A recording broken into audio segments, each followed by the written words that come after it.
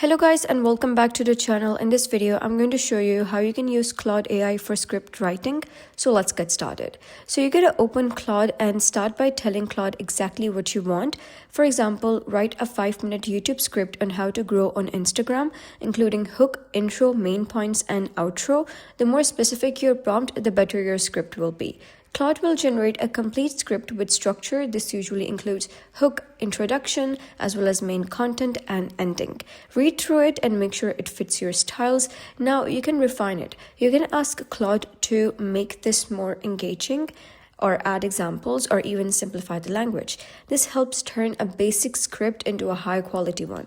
Then you can edit the script to match your tone, add your personal touch, real examples, better hooks. This step is important if you want your content to stand out. And you can ask Claude for video titles as well, thumbnail ideas, short versions for TikToks. So it's not just script writing, it's a full content tool. And that's basically how you can create a script using Claude AI.